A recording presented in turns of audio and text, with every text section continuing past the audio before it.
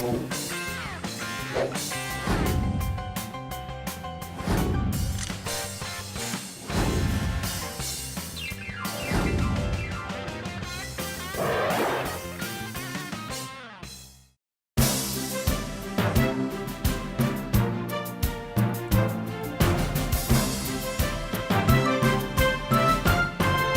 여러분 안녕하십니까? 이정근의 부동산 생활백서 진행의 고세희입니다. 그동안 이정근의 부동산 생활백서에서 전국의 알찬 투자 정보들 많이 소개해드렸었는데요. 오늘이 그 마지막 시간입니다. 오늘 마지막 시간인 만큼 대한민국의 중심지 서울과 수도권의 다양한 투자 정보들 많이 알려드릴 테니까요. 이 시간 꼭 저희와 함께 하셔서 많은 정보 얻어가셨으면 좋겠습니다. 오늘도 함께해 주실 전문가 모셨습니다. 안녕하세요.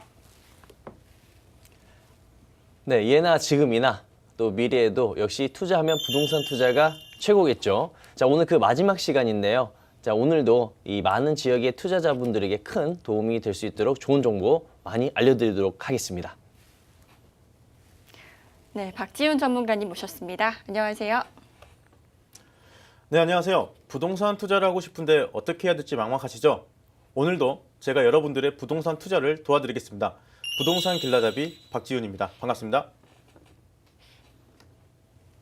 네, 본 방송에서 제공해드리는 정보는 투자 판단의 참고 자료일 뿐이고요. 해당 부동산의 가치 또는 상승과 하락을 보장하지 않는다는 점 꼭 기억하셨으면 좋겠습니다. 요즘 같은 저금리 시대에는 무서운 속도로 시대의 흐름이 변화하고 있고 투자 시장 역시 그 이상으로 급변하고 있습니다. 그렇기 때문에 남들과 똑같은 시각으로 부를 축적하기에는 많은 무리가 있을 것 같은데요. 요즘 새로운 투자 방법으로 부동산 경매가 떠오르고 있다고 하는데 부동산 경매가 정확히 어떤 뜻인가요? 네. 이제 부동산 경매라 함은 이 채권자의 신청에 의해서 그 채무자 소유의 부동산을 이 법원을 통해서 경매라는 이제 절차를 거쳐서요, 입찰 당일 최고가를 제시한 사람에게 이제 파는 방법을 경매라고 보시면 될 것 같습니다. 그래서 이제 채권자의 이 금전 채권을 회수하는 것을 이제 목표로 이 진행을 한다라고 보시면 될 것 같고요. 네. 뭐 더 쉽게 설명을 드리자면은 내가 누군가에게 받아야 될 돈이 있어요. 그런데 상대방이 갚을 수 없는 상황인 거죠. 그래서 이럴 때 이제 상대방이 부동산을 팔아서 저에게 좀 돌려주세요라고 하는 절차라고 보시면 될 것 같습니다. 네, 부동산 경매의 특성상 여러 가지 장단점이 있을 것 같은데요. 어떤 게 있을까요? 네, 부동산 경매의 가장 큰 장점은 이제 아무래도 일반적인 그 시세보다 조금 더 저렴하게 살 수 있다는 게 큰 장점이라고 볼 수 있는데요. 일단 뭐 한 번씩 유찰될 때마다 뭐 20에서 30% 정도 이 감액이 되기 때문에 보통 시세보다 훨씬 더 싸게 살 수 있다는 큰 장점이 있죠.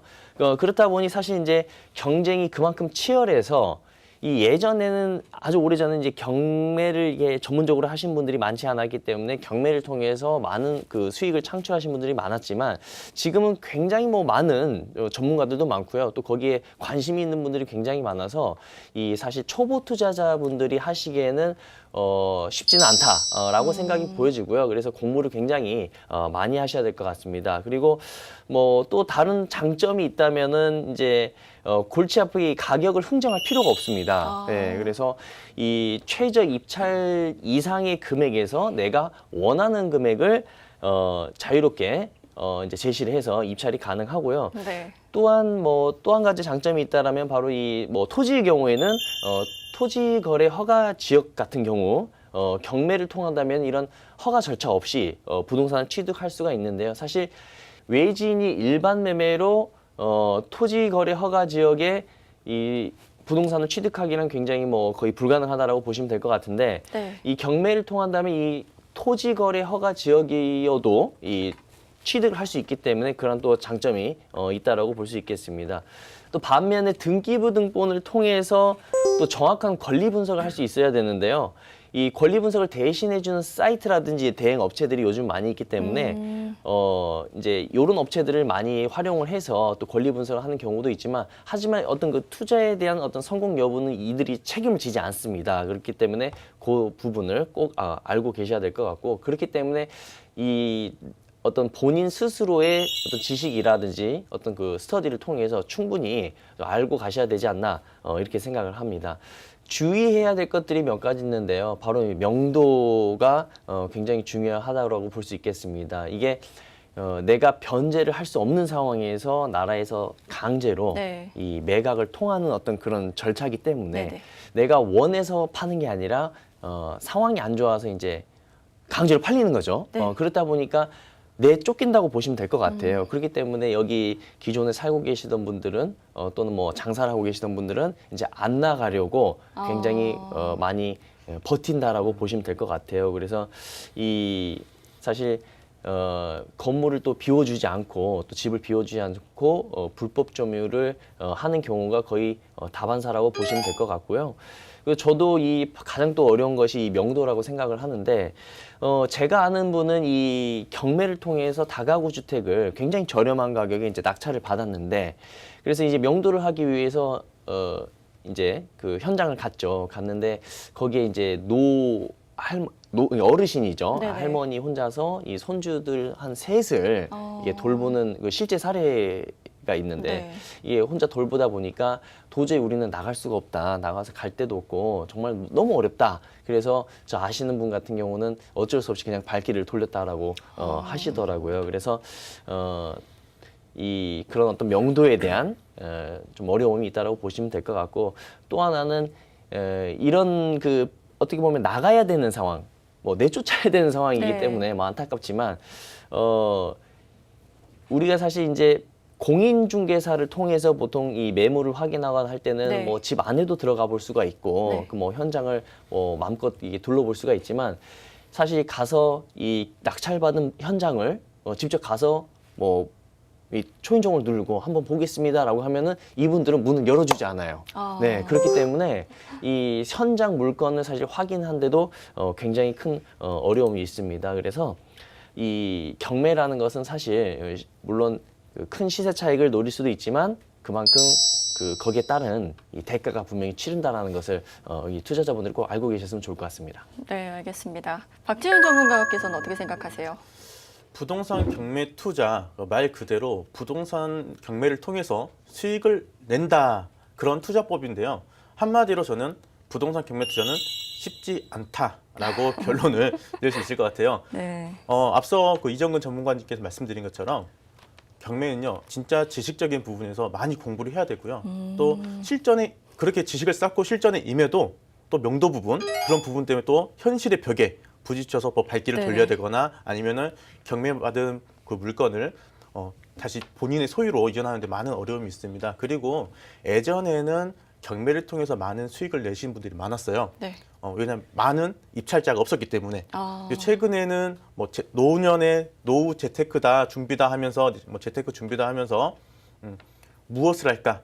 그럼 부동산을 해야 된다. 부동산 뭘 할까? 많은 사람들이 또 경매 하니까 부동산 경매 강의를 듣고 다니고 나 강의 들었어 공부했어 하시면서 나 한번 해볼래 많은 사람들이 입찰을 하게 됩니다. 입찰하는 사람들이 많아지면 많을수록 낙찰 가율이 이제 높아지겠죠. 네. 그러다 보니까 수익도 적어질 뿐더러 낙찰 받기도 힘든 상황이 됐습니다. 실질적으로 부동산 경매를 통해서 수익을 많이 실현하시는 분도 계시지만 오히려 경매 낙찰 한번 받아보고 계속 거기에다 시간을 허비해가지고 아무것도 이도저도 아닌 경우가 많거든요. 부동산 경매 투자는 진짜 어렵습니다. 그래서 많은 공부가 필요하고요. 네. 많은 실전 경험도 필요하다고 저는 개인적으로 생각합니다. 네, 잘 들어봤습니다. 이번 시간에 소개해 주실 지역은 어딘가요? 네, 지난 시간에 이제 드디어 8도를 다 오늘 네. 이제 완성을 오늘은 할 것 완성입니다. 같아요. 네. 드디어 마지막이 됐는데 전라남도 또 전라북도, 경상남북도, 그다음에 충청남도, 충청북도, 강원도 지역까지 개발 정보를 알아봤는데요. 네. 자, 이번 시간은 마지막으로 서울 그리고 이 수도권, 이 경기도 지역 개발 정보에 대해서 알아보도록 하겠습니다.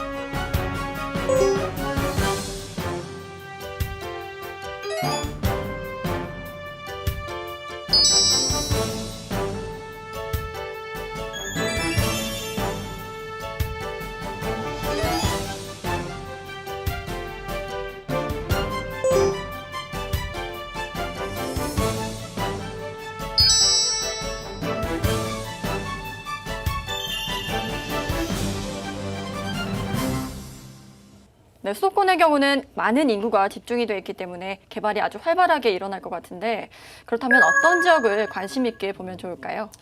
네, 대한민국 하면은 서울을 빼놓고 이야기할 수 없겠죠. 네. 서울은 서울은 대한민국의 수도로서 앞으로도 지속적인 개발이 이루어질 텐데요.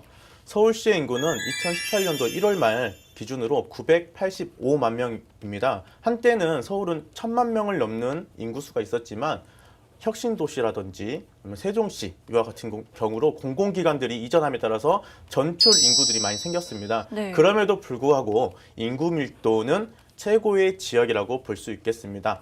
또한 서울의 부동산이 높은 가격을 형성하고 있는 이유이기도 하겠죠. 인구 밀도가 네. 높기 때문에 또 네네. 부동산 인구 밀접한 연관이 있으니까요. 그래서 우리나라 부동산 시장을 이야기할 때는 절대적으로 서울을 빼놓을 수가 없습니다. 네, 서울은 많은 개발이 이루어져 왔었고 또 현재도 많은 개발이 진행 중인 걸로 알고 있는데요. 이 서울은 부동산 투자에 있어서 어떤 관점에서 지역을 선정하는 게 좋을까요? 뭐 사실 이제 교통망도 굉장히 중요하고 또 신설되는 어떤 역세권이라든지 그다음에 뭐 여러 가지 어떤 그 뉴스라든지 어떤 이런 매스컴을 통해서도 우리가 정보를 알 수가 있는데요. 그 사실 이 모든 이 도시 개발에 있어서는 뭐 하루아침에 뭐 어디를 개발하자 이게 아니라 각 지역별로, 지자체별로 뭐 수도권 역시 마찬가지고 서울도 역시 마찬가지입니다. 그래서 서울 뭐 2030 뭐 도시계획이라든지 이제 이런 것을 좀 분석을 하고 좀 공부를 하시고 알아보시면 좋을 것 같은데 그래서 이제 서울 2030을 보시면은 이제 서울은 앞으로 이제 3도심 7광역권을 개발하겠다는 현재 계획을 갖고 있습니다. 그래서 3도심은 이 한양 도성 그리고 네네. 이 여의도 또 영등포 강남을 뜻한다고 보시면 될 것 같고요.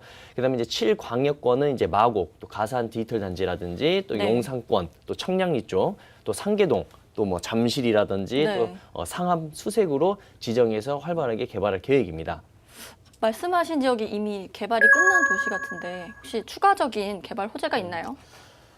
맞습니다. 뭐 서울 그 2030 그 플랜에 의해서 서울은 대부분의 지역이 도시가 이미 만들어졌죠. 네네. 그렇기 때문에 이제 더 이상 비도시 지역을 도시 지역으로 만들 곳이 없다고 봐도 무방한데요. 그렇다면 어디를 어떻게 개발해야 될까요?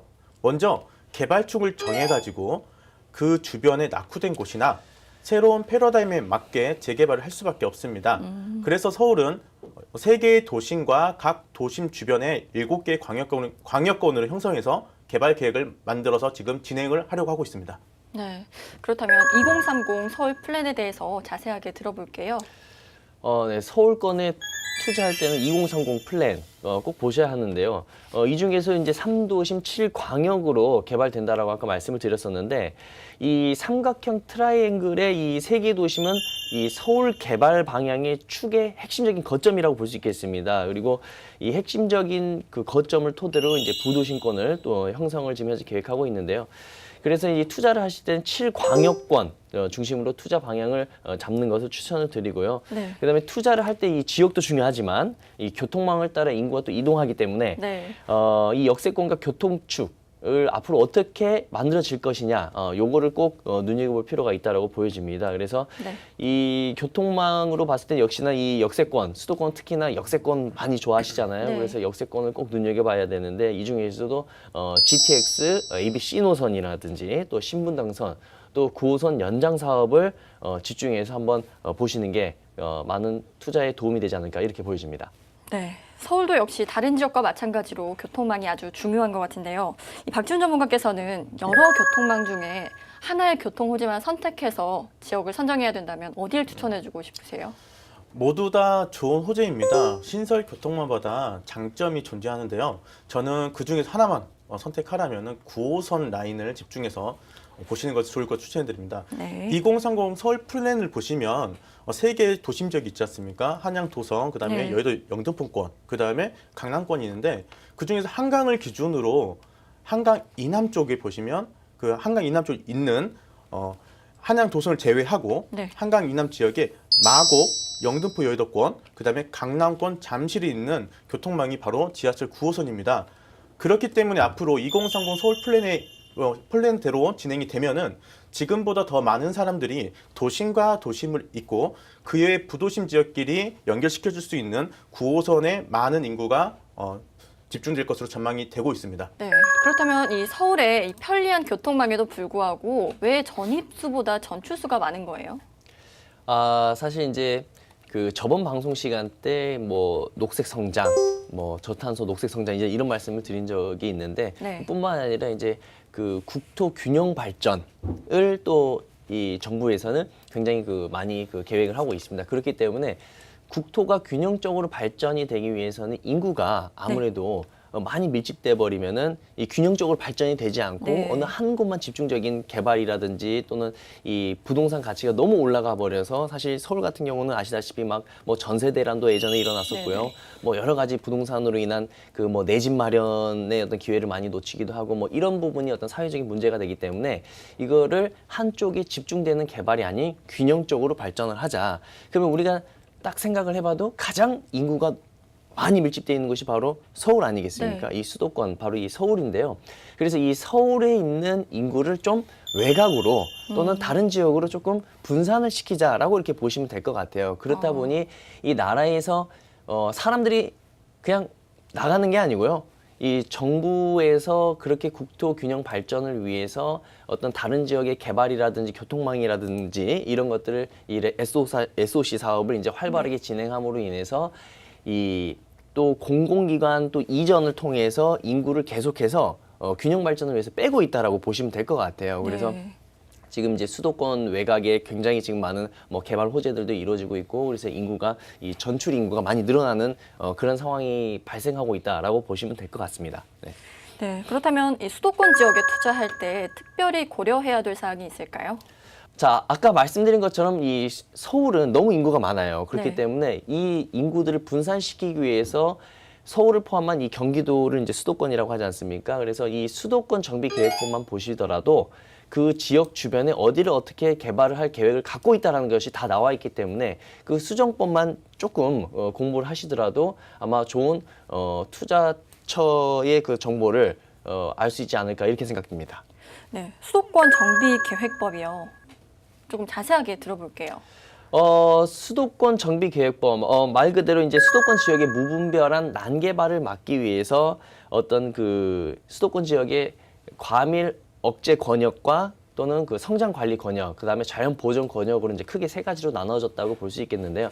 네. 과밀 억제 권역, 말 그대로 인구가 너무 많다. 너무 네. 과밀 지역이야, 여기는. 그래서 이 지역을, 더 이상 이 인구를 늘리면 안 되는 어떤 그 지역이라고 볼 수 있겠습니다. 그렇기 때문에 어떤 인허가라든지 또는 어떤 이 부동산의 어떤 그 개발하는 데 있어서 세금적인 거라든지 어떤 페널티가 굉장히 많이 부여가 됩니다. 그렇기 때문에 이 과밀 억제는 인허가라든지 이런 게 쉽지 않기 때문에 뭐랄까요, 새로운 어떤 그 도시 개발이나 이런 것들을 뭐 재개발, 뭐 재건축, 뭐 특히 이제 재건축이 많이 일어나고 있는데 새로운 어떤 신도시라든지 이런 거는 거의 뭐 없다라고 보시면 될 것 같고, 그 다음에 이제 성장 관리 권역을 보시면 말 그대로 이 수도권에서 이러한 지역, 뭐 어떠한 지역을 성장시키겠다라는 이제 지역들이 나와 있습니다. 그래서 이 성장 관리 권역을 보시면 이제 경기도에 지금 보시면은 그 신도시가 만들어지는 지역들이 많이 포함이 되어 있고요. 그렇기 때문에 이 성장 관리 권역 같은 경우는 개발하기에 굉장히 좋은 여건일 수밖에 없죠. 그 이유가 바로 어떤 인허가라든지 네. 어떤 그 세무적인 거라든지 뭐 그러니까 세금 관련된 것들에 대한 인센티브를 나라에서 이 부여를 하고 있고, 또 어떤 지역 같은 경우는 특별법까지 만들어서 굉장히 그 개발에 굉장한 어떤 그 지원을 하고 있기 때문에 이 성장 관리 권역을 특히나 유심 있게 보셔야 될 거라고 이제 생각이 들고요.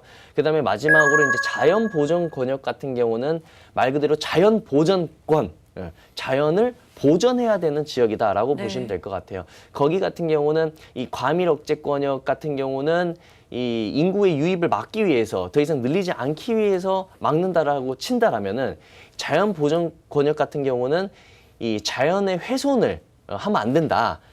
즉, 이 사실 개발을 하게 되면 여러 가지 뭐 오폐수 처리장도 만들어야 되고요. 아무래도 이제 뭐 여러 가지 오염이 될 거 아니겠습니까? 네. 그렇기 때문에 이 자연 보존 같은 경우는 이제 수도권 기준으로 동쪽으로 그쪽이 자연 보존 권역으로 이제 현재 계획이 되어 있는데, 거기 같은 경우는 이 한강에도 수계가 흐르기 때문에 이게 사실 이 수도권에 있는 모든 사람들이 그 식수를 네. 사용하고 있잖아요. 그래서 거기 같은 경우는 오염을 시키면 안 되기 때문에 자연 보존 권역 같은 경우는 어떤 그 개발이라든지 뭐 이런 것들이 이제 굉장히 그 제재를 하고 있다라고 보시면 될 것 같습니다. 그래서 투자를 하실 때는 이 성장 관리 권역만 보시면 되고요. 이 자연 보존 권역이라든지 이 과밀 억제 권역은 조금 피하시는 게 낫지 않을까 이렇게 생각됩니다.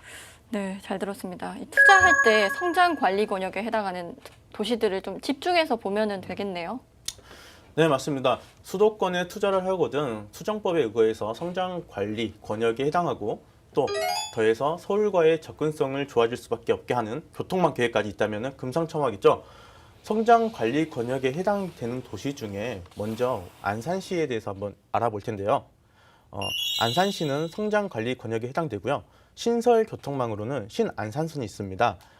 신안산선은 2018년에 착공 예정으로 2023년 개통 목표로 지금 추진되는 사업입니다.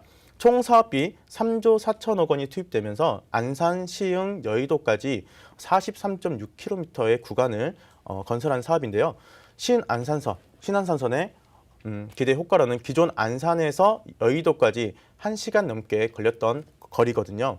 그게 단축되어서 30분 만에 이동할 수 있게 되면서 서울과의 접근성을 한껏 향상시켰다. 그래서 신안산 통해서 유동 인구의 증가를 좀 볼 수 있을 것 같습니다. 이로써 또 신안산선이 생기니까 그 신설역 또 여기 생기지 않겠습니까? 네. 또 역세권 좋아하시니까 네. 신설역 주변에 관심 있게 보시면 될 것 같습니다. 네, 그렇다면 이정근 전문가님이 추천해 주실 만한 지역은 어딘가요? 네, 저도 역시 성장 관리 권역에 해당을 하고 또 서해선 복선전철과 GTX A 노선 호재가 있는 바로 화성시에 대해서 알려드리도록 하겠습니다. 이 화성시는 이제 동탄 1신도시에 의해서 이제 2신도시까지 지금 굉장히 뭐 어마어마하게 많이 큰 규모로 개발이 거의 완성 단계에 있다고 보시면 될 것 같고요. 뭐 너무나도 다 잘 아시겠지만 이 동탄역에서 이 GTX A 노선이 또 이어지고 있기 때문에 강남, 또 수서, 또 평택 지지역을 잇는 SRT가 또 이 개통이 되면서 이 동탄역을 또 지나가는 자리이기도 합니다. 그렇기 때문에 이 동탄역 주변이 굉장히 또 큰 수혜를 입었다고 볼 수 있겠고요. 하지만 이제 여기 같은 경우는 이미 사실 거의 뭐 형성이 됐기 때문에 네. 뭐 어떤 이제 뭐 토지 투자는 좀 어려울 것 같고요. 제가 봤을 때는 아파트라든지 거기에 관련된 뭐 상가라든지 네. 또는 뭐 수익형 부동산을 조금 눈여겨볼 필요가 있을 거라고 생각을 하고요. 그 다음에 또 화성시의 가장 큰 호재, 또 개발 기간이 또 길면서도 굉장히 큰 규모의 바로 그 개발지가 바로 송산 그린시티입니다. 그래서 이 송산 그린시티는 아직까지 투자 전망이 밝다라고 보실 수 있을 것 같습니다. 예, 송산 그린시티에 대해서 좀 더 자세하게 들어볼까요? 네, 송산 그린시티는 화성시 이제 송산면 남양동 일원에 있고요. 규모가 약 1,690만 평이라고 하니 뭐 이 엄청나네요. 1,690만 평이면 뭐 이거는 뭐 사실 뭐 끝에서 끝을 가도 뭐 굉장히 네. 뭐 큰 면적이라고 볼 수 있겠고요. 여기 같은 경우는 약 그 15만여 명 그리고 6만 세대의 어떤 유입 인구를 현재 계획을 하고 있고 그다음에 생산 유발효과는 약 15조 원 가까이 된다라고 합니다. 그래서 여기 같은 경우는 전에도 말씀드린 것처럼 이제 녹색 성장 뭐 전탄소 녹색 성장 뭐 이런 말씀을 많이 드렸었는데 이 송산 그린시티 이 그린이라는 단어가 들어갔잖아요. 네. 자, 이 뜻은 뭐냐면 여기는 정말 어떤 그 자연 친화적인 컨셉으로 해서 굉장히 그 자연과 어우러지는 규모의 어마어마하게 큰 어떤 사람이 정말 살기 좋은 그런 도시의 컨셉이 만들어진다라고 합니다. 그래서 여기 같은 경우는 정말 많은 그 내국인들도 갈 것 같고요. 그다음에 이제 뿐만 아니라 외국인들도 많은 그 전입을 할 거라고 현재 지금 예상을 하고 있다라고 합니다. 네. 네, 정말 말씀만 들어도 정말 어마어마한 규모인 것 같은데 개발 호재가 있나요? 이 송산 그린시티만 하더라도 뭐 어마어마한 개발 호재죠. 개발 호재지만 또 이 옆에 사실 그 공룡알 화석지라고 있습니다. 네, 공룡알 화석지가 있고 또 그 옆에 이제 공간에 그 사실 아주 오래 전부터 유니버셜 스튜디오가 거기 들어온다라고 이 매스컴에서도 많이 나왔었어요. 뭐 네. 2007년도부터 이제 그 얘기가 나오다가 중간에 이제 한번 1차로 무산이 됐다가 그 다음에 또 불과 뭐 몇 년 전에 또 이게 유니버셜 스튜디오가 또 다시 활성화가 된다라고 이제 뭐 기사가 많이 나오고 그때 뭐 굉장히 또 투자하신 분들도 많고 그랬었는데 결국엔 또 이 유니버셜 스튜디오가 또 무산이 되면서 국제 테마파크의 어떤 그 계획이 무산이 되면서 많은 분들이 또 투자하신 분들이 지금 뭐 좌절을 또 하고 있다라고 뭐 그런 얘기를 많이 들었는데 하지만 이제 이 유니버셜 스튜디오가 만들어지는 곳이 바로 서해선 복선전철 라인의 그 시작인 송산역입니다. 이 복선전철의 시작이. 그렇기 때문에 제가 봤을 때는 분명히 이 그린시티가 만들어지면서 공룡알 화석지랑 연계돼서 이 국제 테마파크, 뭐 유니버셜 스튜디오가 될 수가 있고요. 뭐 또 다른 뭐 국제 테마파크가 될 수도 있을 것 같은데 어쨌거나 여기는 언젠가는 꼭 되지 않을까 이렇게 보여지고요. 그래서 지금 현재 정부에서도 그렇고 외국 그 투자자들도 굉장히 많은 그 어떤 그 투자 유치를 위해서 노력을 많이 하고 있다라고 합니다. 그 지자체에서도 그렇기 때문에 여기 같은 경우는 지금 당장 눈에 보이지는 않지만 향후 멀리 봤을 때 분명히 여긴 되지 않을까라고 이제 저는 생각을 하고 있기 때문에 조금 더 기다려 볼 필요성이 있지 않나. 하지만 송산 그린시티 하나만으로도 이미 뭐 엄청난 규모의 개발 호재이기 때문에 충분히 투자 가치가 있다라고 보여집니다. 네, 그렇다면 이런 대규모 그린시티에서 기대해 볼 수 있는 효과는 어떤 게 있을까요? 역시나 이제 뭐 고정 인구와 이제 유동 인구를 이제 크게 둘로 나눠 볼 수가 있는데 이 송산 그린시티 같은 경우는 워낙에 이제 큰 규모의 개발이다 보니까 이 고정 인구가 많아서 또 이 부동산 가치 상승에 큰 어떤 그 요인이 될 수 있을 것 같고 이 공룡알 화석지라든지 그와 연계된 송산 또 역, 복선전철의 어떤 시작점이 되는 역, 그다음에 이 테마파크가 만약에 조성이 될 때는 또 유동 인구가 또 굉장히 많이 유입될 것으로 보여지고 있습니다. 그래서 여기 같은 경우는 제가 생각했을 때는 이제 정말 될 수밖에 없는 이유가 이따가 뭐 설명을 드리겠지만 이 평택 같은 경우는 미군 부대라든지 또는 뭐 국제 크루즈 여기 부두가 들어오면서 어떤 그 성인들을 위한 관광 개발이라든지 뭐 문화 시설이 들어온다고 친다라면은 이 송산 그린시티 또 공룡알 화석지 또 이런 국제 유니버셜 스튜디오라든지 이런 것은 어떤 이 뭐랄까요 젊은 이 가족들 그러니까 어린 아이들 뭐 초등학생이나 중학생 이런 미성년자들이 어떤 즐길 만한 굉장히 건전한 이 어떤 관광 지역 또는 어떤 도시가 되지 않을까 이렇게 생각하기 때문에 그래서 분명히 이 송산 그린시티와 연계한 국제 테마파크는 꼭 우리나라에 있어야 된다라고 저는 생각을 하고요. 그 다음에 이제 그 평택과 연계돼서 분명히 만들어져야 되지 않나. 그렇기 때문에 지금 당장 뭐 확정된 건 없습니다. 그렇기 때문에 뭐 제가 여기를 물론 투자의 어떤 유망 지역으로 보고는 있지만 지금 타이밍은 조금 더 기다리셨다가 이런 어떤 매스컴이라든지 어떤 개발이 확정이 됐을 때 테마파크라든지 이런 게 확정이 됐을 때 아마 그때 타이밍에 투자해 보시는 게 훨씬 더 유리하거나 또 좋지 않을까 이렇게 보여집니다. 네, 화성에 이렇게 엄청난 개발 호재들이 있는데 더 큰 개발이 이루어지는 곳이 있다면 어디가 있을까요? 네, 화성시도 기대가 큰 개발 호재들을 가지고 있고 또 이런 신설 교통망도 진행 중이지만 또 이러한 규모의 버금 또는 그 이상 가는 곳이 바로 지금 많은 각광을 받고 있죠. 바로 평택시입니다. 그래서 이 평택시를 눈여겨볼 필요가 있고요. 이 평택시 같은 경우는 사실 이제 화성 같은 경우는 이 면적이 굉장히 크거든요. 하지만 이 평택시 같은 경우는 면적은 화성보다는 조금 작지만 그래도 굉장히 큰 규모예요. 그렇지만 여기 같은 경우는 이 개발 호재가 뭐 너무나 대단한 개발 호재가 있기 때문에 뭐 굉장히 그 인구 밀집이 엄청나게 이루어질 것으로 지금 보여지고 있기 때문에 평택시가 굉장히 투자처로 각광을 받고 있다고 볼 수 있겠습니다. 네, 평택시는 이미 지난 방송에서 소개를 한번 해주셨던 것 같은데 추가적인 호재가 있는 건가요? 네, 맞습니다. 평택 같은 경우는 사실 이거를 몇 번을 얘기를 하더라도 굉장히 사실 얘기할 거리가 굉장히 많아요. 그래서 평택 같은 경우는 지금 뭐 많은 분들이 이미 뭐 오를 대로 오른 거 아니냐 뭐 이렇게들 많이 생각을 하시는데 평택은 사실 이제 시작이라고 보시면 될 것 같고요.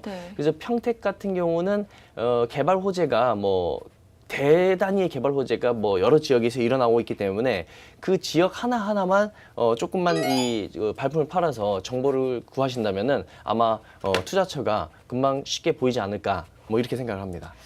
그렇다면 투자자들이 평택 내에 눈여겨볼 만한 투자 지역이라든지 적절한 타이밍 좀 알려주시죠. 네, 평택이란 도시는요, 어느 한 특정 지역만 개발이 이루어진다라고 보기 좀 어려운 지역 같아요. 평택시 전체가 대단위로 지금 공사가 진행 중이고 네. 이러한 개발이 진행 중인데요. 앞서 말씀하신 것처럼 삼성전자라든지 그 이쪽 진이면에 LG전자 주변, 미군기지 주변이라든지 쪽이 지금 최근에는 경기도권에서 토지 집가 상승률이죠. 집가 상승률 1위를 한 지역이기도 합니다. 평택 같은 경우가 경기도에서는 1위를 했고요. 네. 평택 내부에서도 가장 집가가 많이 오른 곳이 삼성전자 주변 그리고 미군기지 주변이 지금 가장 많이 오른 것으로 나와 있어요. 앞서 뭐 질문들이 보시면 그 평택하면은 뭐 오른 만큼 오르지 않았냐? 네. 그 만약에 집가가 올랐다고 한다면 저는 이쪽 지역이 좀 개발이 많이 진행됨으로써 네. 이제 건물들이 가시화됨으로 인해서 집가의 상승이 좀 많이 상승했다라고 볼 수 있는데 이쪽 또한 이제 건물이 올라오고 인구가 유입되는 단계이기 때문에 토지 투자는 가능은 합니다. 앞으로도 계속적인 상승은 될 거기 때문에 가능은 하지만 높은 집가를 형성하기 때문에 투자할 때 개인적으로 개인이 투자하기 일반인들 투자하기는 좀 투자 자금이 좀 무겁다라고 판단되어지고요. 이쪽은 이제 인구가 유입되는 단계이기 때문에 네. 말씀드린 것처럼 수익형 쪽에 투자를 하셔서 수익률을 보는 것도 괜찮다고 보고요. 투자를 한다면 이제 아무래도 토지 쪽으로 보신다면은 앞으로 만들어질 곳을 좀 주목을 하셔야 되는데 최근에 남북 정상회담을 통해 가지고 남북 관계가 지금 호전적으로 지금 그렇지 않았습니까? 그러면서 경기도 북부권에 또 많은 사람들이 관심을 보이고 있고 왜 그러냐면 또 제4차 국토종합계획에 의하면 또 북쪽 지역이 남북 접경 교류벨트로 인해서 또 개발하겠다라는 것이 나와 있기 때문에 네. 또 파주시라든지 기타 등등 경기도 북부권에 관심을 갖고 있는데 결과적으로는 철도 라인으로 이제 많은 사업이 이루어질 텐데 경의선이라든지 동해안선, 그 동해선이고 그다음에 경원선을 지금 주목할 수 있는데 그 철도 중에 지금 개통을 했다가 지금 중단된 곳이 있어요. 이미 이제 라인이 만들어져 있죠. 그럼 앞으로 남북이 이제 관계가 좋아져가지고 철도 사업이 이루어진다라고 하면은 남북 철도 사업이라 하거든요. 네. 이미 만들어진 곳에 또 추가적으로 진행을 하게 될 겁니다. 그게 이제 바로 경의선인데요. 경의선이 이제 어디로 이어지냐 저 중요하겠죠. 네. 북쪽은 저 신의주까지 이어질 거고요. 네. 그러면 시작점은 경의선이 또 서해선 복선전철과 만나게 됩니다. 네, 그 서해선 복선전철이 평택에는 유일하게 지나가는 안중역이고요. 그럼 안중역에서 또 통해서 왜 안중역으로 이어지는 경의선하고 이어지냐? 또 평택항이기 때문입니다. 남북 철도 사업에서 남북과의 관계가 좋아지면서 전체적으로 개발을 하겠지만 네. 일단 첫 번째가 철도 사업이라면 두 번째는 이제 항로를 이용한 백기를 이용한 이제 항구가 필요한 거죠. 항구가 필요하다 그러면 서해안 쪽에 인천항과 평택항을 볼 수 있는데 또 단순한 뭐 지리적인 역할로 본다면 인천보다는 평택이 지금 평택 앞바다가 수심이 깊어가지고 큰 배가 1년 내내 수시로 드러날 수 있기 때문에 그러한 지리적 이점을 또 가지고 있어서 기업대로 수출해야 되기 때문에 네. 그런 영향이 안 받을 수는 없겠죠. 네네네. 그래서 평택항이 지금 입지가 좋아졌다. 평택항이 위상이 좋아졌다. 그래서 이제 앞으로는 이전까지는 삼성과 미군기지와 LG가 있는 동평택, 그러니까 2035 평택 도시기본계획에서 도심 지역이죠. 동쪽을 동평택이라 부르고 네. 항만이 있는 곳을 서평택이라 부르고 있습니다. 네. 그래서 서평택 지역을 평택의 부도심으로 설정한다. 그냥 부도심도 아니고 도심에 비견될 만한 강력한 부도심을 만들겠다고 지금 계획이 만들어져 있습니다.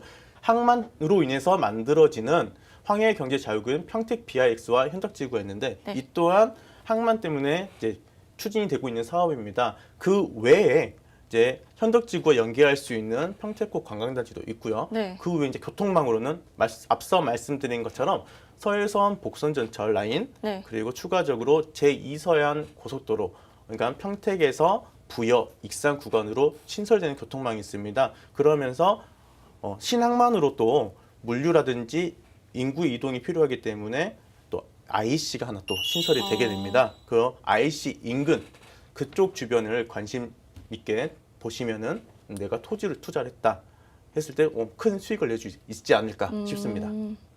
네, 잘 들어봤습니다.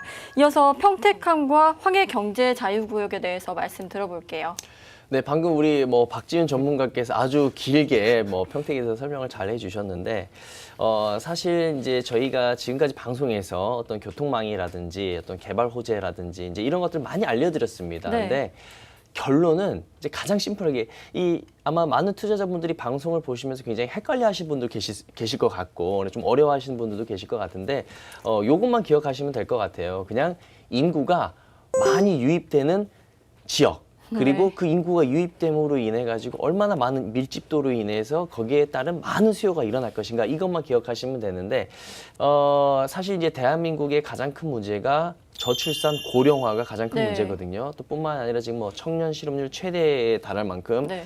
사실 일자리가 많이 부족한 상황이고 그럼 이 시점에서 개발이랑 과연 무슨 상관이 있겠느냐 라고 생각하실 수가 있는데 그것을 바로 해결하는 것이 이 경제자유구역입니다. 그래서 경제자유구역인데 이 경제자유구역이 굉장히 많은 것을 해결해 줄 수가 있어요. 자, 첫째는 이 외국 기업을 여기 와서 네. 사업을 해라. 라고 어떤 그 세금 혜택이라든지 여러 가지 이제 인센티브를 제공함으로 인해서 외국 기업을 유치하는 지역이라고 보시면 될 것 같아요. 네. 그리고 이제 이 외국인들이 투자를 할 수 있는 거기 때문에 역시나 어떤 외국 기업들이 어떤 제조업이라든지 여러 회사도 있지만 뿐만 아니라 관광 사업도 할 수가 있거든요. 그러면 우리 대한민국 전체적으로 봤을 때 이 경제 자유를 통해서 어떤 외국인들의 유입 효과를 볼 수가 있고 이 회사들이 들어옴으로 인해서 일자리도 해결이 되고요. 뿐만 아니라 이런 그 관광 사업을 통해 가지고 또 외국 관광객들까지 유치를 할 수 있는 어떤 큰 장점이 있기 때문에 그래서 대한민국은 지금 이 관광과 경제자유구역, 그러니까 외국 기업을 투자 유치하는 거에 굉장히 큰 포커스를 맞추고 있습니다. 그러면은 이 관광지가 만들어져도 굉장히 많은 인구가 유입될 것이고 네. 또 이 외국 기업들이 들어오더라도 굉장히 많은 인구가 유입이 될 텐데 이 대한민국 전체적으로 봤을 때 평택을 특히나 조금 더 강조하고 평택의 어떤 그 좀 더 이 전망이 밝다라고 말씀드릴 수 있는 이유가 뭐냐면 바로 이 경제자유국에 들어오는 이런 많은 기업들과 또 대규모 관광지가 붙어서 개발되는 곳이 바로 평택항입니다. 이런 것들이 아주 가깝게 밀집되어 있는 곳이 바로 평택항이기 때문에 이 평택항에 대한 그 판뿐만 아니라 평택에 대한 투자를 적극 많은 전문가들도 권유를 하고 있는 거고요. 그렇기 때문에 이 경제자유구역 또 수도권에 가깝기 때문에 특히나 이 평택항 주변이라든지 또 이런 평택시 또 인근에 개발되는 많은 개발 호재들을 특히나 이 유심 있게 또 관심 있게 볼 필요성이 있다라고 생각이 됩니다. 지금까지 서울 수도권 지역의 개발 정보들 모두 살펴봤습니다. 본 방송에서 제공해드리는 정보는 투자 판단의 참고 자료일 뿐이고요. 해당 부동산의 가치 또는 상승과 하락을 보장하지 않는다는 점 꼭 명심하시기 바랍니다. 이어서 부동산 투자에 있어서 투자자가 당할 수 있는 피해를 방지하는 법률에 대해서 알아보는 시간입니다. 김민규 변호사의 해결 팍팍 시간입니다.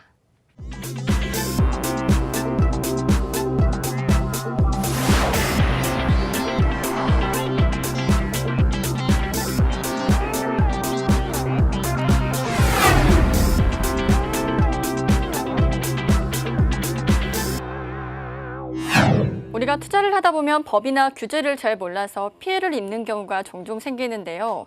부동산 투자 피해 해결책에 대해서 알려주실 김민규 변호사 모셨습니다. 안녕하세요. 형사 부동산 전문 변호사 김민규 변호사입니다. 네, 요즘은 아파트 분양 광고를 많이 보고 아파트 분양 많이들 받으시는데요. 막상 분양을 받고 보니 그 내용과 다르다면 어떻게 해야 될까요? 보상을 받을 수 있을까요? 네, 사실 이제 요즘 아파트 분양을 굉장히 많이 하고 청약 열풍도 불었고 이에 대해서 정부가 규제를 많이 하고 있는데요. 실제 우리가 이제 아파트 분양 광고를 보면 예를 들어서 좀 광고가 과장되어 있는 경우가 있습니다. 그런 경우에 정말로 어떻게 보면 이제 법을 위반할 정도로 어떤 그런 내용들이 잘못되어 있다고 한다면 그에 따라서 이제 분양 계약의 어떤 그런 해지라든지 또는 해제라든지 또는 손해배상 청구까지 법적으로는 가능합니다. 다만 그것이 어떻게 가능한지에 대해서는 조금 더 면밀하게 따져봐야 됩니다. 네, 그렇다면 과대 광고를 판단하는 기준은 뭔가요? 네, 과대 광고를 판단하는 기준은 생각보다는 조금 엄격합니다. 표시광고법에 의하면 과대 광고를 하면 안 된다고 되어 있는데요. 법원에서는 그 판례에 의하면 객관적인 기준에서 봤을 때 누가 봐도 이것이 과대 광고라는 것이 느껴졌을 때 그때 그것을 과대 광고로 판단하고 있거든요. 다시 말해서 이거는 광고다. 조금은 과장되어 있는 부분이 있다라든지 이런 부분들은 용인되는 부분입니다. 우리가 어떤 물건을 살 때 보면 그 물건의 어떤 그런 효과보다는 조금은 과장되게 광고가 되어 있었잖아요. 그리고 그런 부분을 보통 사람이 봤을 때는 이것이 광고구나. 요거는 좀 광고다. 좀 과장되었네라고 판단할 수 있습니다. 그런 정도를 넘지 않은 것은 법을 위반했다든지 불법이라고 하지 않거든요. 그래서 이런 부분에 대해서는 조금 더 유념 깊게 살펴봐야 되고요. 예를 들어서 뭐 내가 아파트 광고를 봤는데 뭐 도보로 5분 걸리는데 내가 걸어보니까 7분 걸리더라, 10분 걸리더라. 이런 부분은 과대 광고 또는 과장 광고라고 할 수 없습니다. 네, 마지막으로 정리 한번 부탁드릴게요.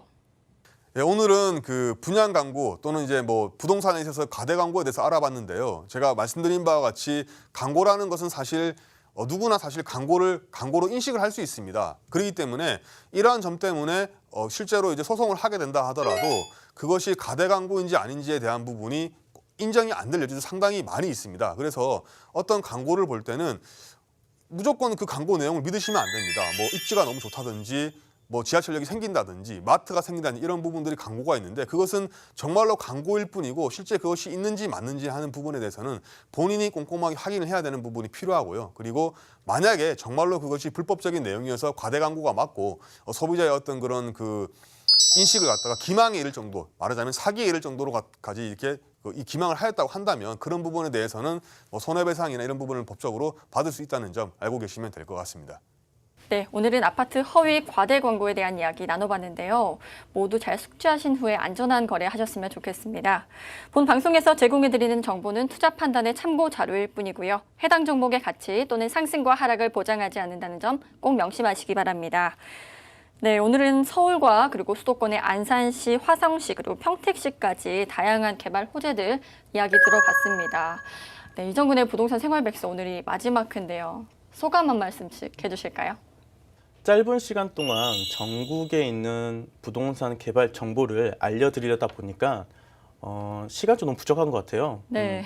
좀 시간을 좀 길게 잡고 넉넉히 잡고 했다면은 좀 그 각 해당된 도마다 네. 집중적으로 잡아 드릴 텐데 또 시간이 그렇게 허락되지 못해서 좀 가볍게 넘어가지 않았나 싶기도 네. 합니다.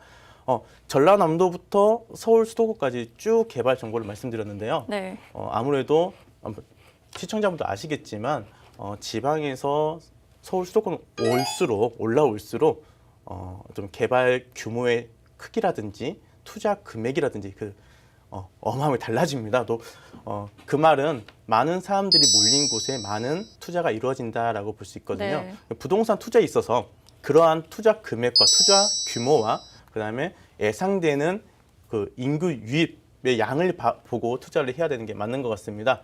마지막 시간이지만 다시 볼 수 있는 그날을 기대하면서 또 각 지역에 나는 이게 궁금했는데 왜 이걸 말씀 안 해줬지? 라는 부분은 개인적으로 상담을 요청하시면 제가 친절하게 답변해 드리겠습니다. 지금까지 감사했습니다. 네, 이정근 전문가님.